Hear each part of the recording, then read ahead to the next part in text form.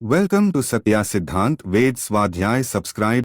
देखो, ईश्वर और हमारा पिता पुत्र का संबंध है। जो ये सब सब सब जो सुख साधन है ईश्वर के द्वारा हमें प्राप्त होते हैं। ईश्वर के बनाए हुए ईश्वर के हैं, सब हमारे इत्यादि कुछ नहीं है।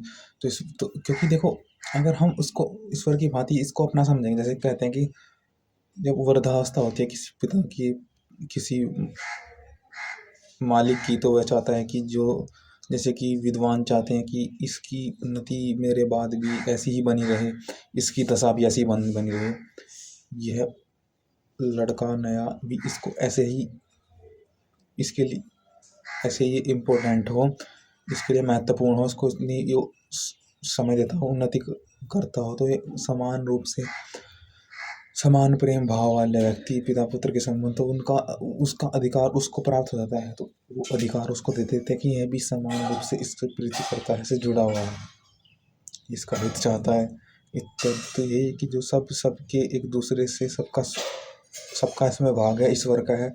और ईश्वर के बंदे भी अब एक दूसरे को देते हैं कि भाव है कि मैं तेरा खाया हूँ, कि इस पर तूने स्पर्श कर दिया, इस पर तेरे भाव आ गए। अब इसके लिए, जैसे कि अन्न, इसमें हमने स्पर्श किया, अब इस अन्न के लिए हम सही चलेंगे। जैसे कि तुमने मेरा नमक खाया है, तो उत्तरदायित्व बनता है कि सही चले, इसकी उत्तरदायित्व बनता है कि इसमें हम इसके हित के लिए करें। अब इसके कर्म को भी अपना, अर्थात इसकी थोड़ी सेवा इत्यादि करें। जैसे इसको मानता है वैसे ही ये चले। जैसे कि मालिक की सेवा, जैसे मालिक मानता है उसकी आज्ञा अनुकूल ही हम चले, से ईश्वर की आज्ञा अनुकूल ही हम चले, तो उचित होगा, हमारे हित के लिए और हित के बना रहेगा।